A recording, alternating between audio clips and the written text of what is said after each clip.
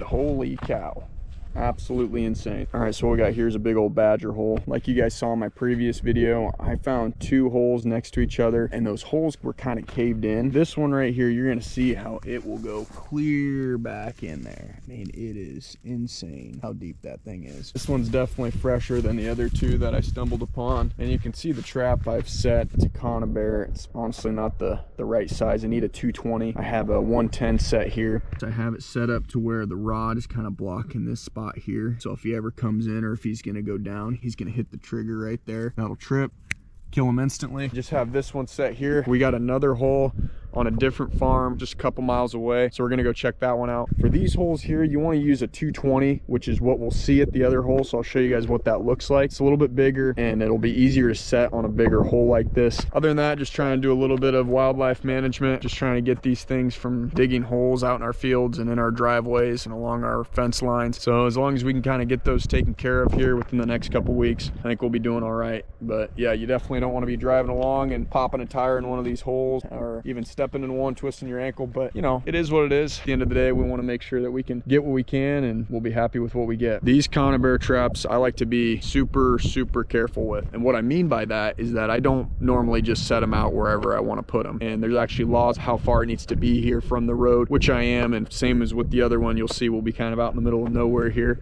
But I just want to make sure that people understand that I don't normally use these traps, but I like using pan traps. That way, if it's a critter that I don't want, I can release. Right now, we're going to head over to the other farm and we're going to see what we got in that trap. So here we go. All right, so I'm making my way to the second spot now. Another big reason why I don't normally set Conibear traps is because I don't want somebody's bird dog getting caught in them, because where we're kind of at, people will come back here and bird hunt.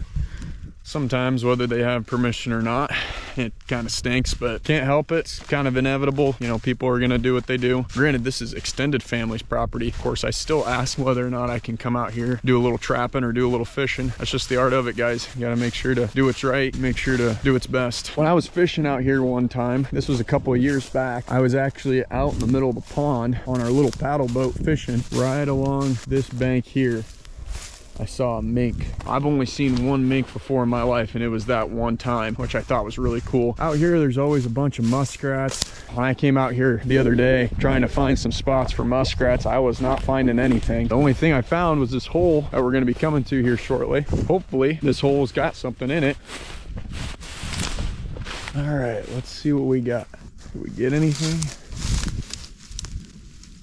Oh, we got something, guys. Let's see what we got. Looky there, we got ourselves an opie. Not too shabby right there. Good size one too. It came up out of the hole. Like I mentioned, I was hoping that this hole was gonna be a mink or a muskrat, but look at that. We got ourselves an opie here. Or possum, as some like to say. We got our stakes out. And pull this possum out. Get him set up over here. These are really good size. Got some good old teeth on him. Very nice. Nice long tail. You bet. All right, now we're gonna release this sucker, which can be a little tricky. Need some major grip strength when you're working with Conibears. Also left my gloves up in the truck, which was not smart.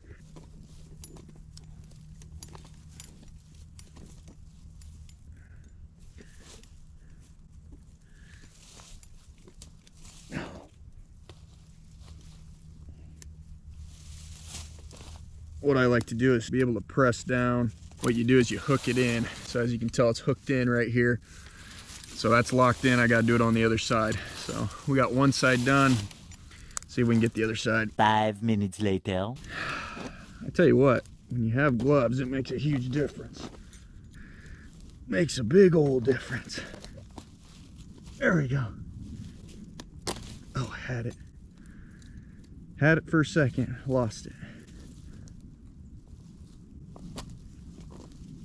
Oh, had it again. Golly, just putting a big old dent in my hand. One little slip here.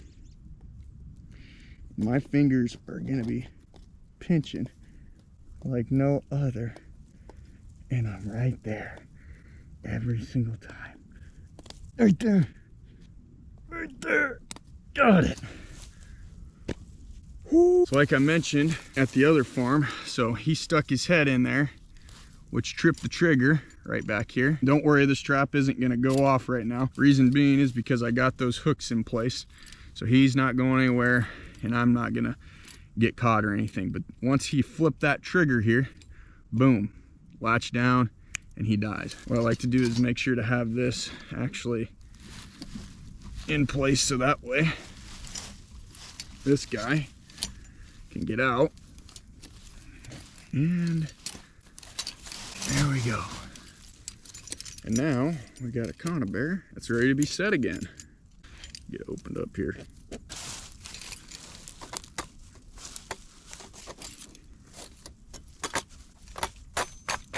There we go. So that's gonna want to already come back at me. It wants to trap already. So we're gonna set the trigger right here. Set that, we'll come in a little bit more. All right, and that is set. So what he did is he came through, you can come in through either side. He hit that conibear trigger, that thing flipped, and then that latched down on him. So got ourselves a nice Opie. Not too shabby for her size. Not gonna lie, I don't usually care for getting Opies, but it is what it is. First time doing a successful conibear trap, so I'm happy either way. But other than that, we're gonna get this baby set. I'll show you guys what that looks like. I got my 2 stakes, got the conibear here. This is the hole that he came out of. We're gonna just go ahead and reset this here. So I'm gonna try to find a good spot for you guys here. All right, so we got our trap here. We're gonna get it positioned just right. And we'll go ahead and stake these puppies in.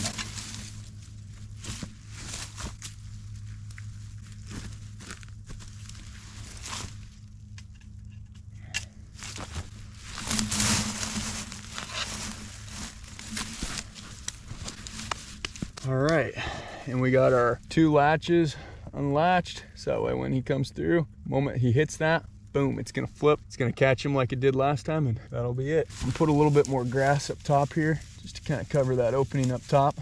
All right, and that is our finished set. We have our 220 conibear all set up, ready to catch what's ever next. Hope you guys enjoyed watching this video. I'm glad that you guys were able to watch me be able to get my first possum through a conibear.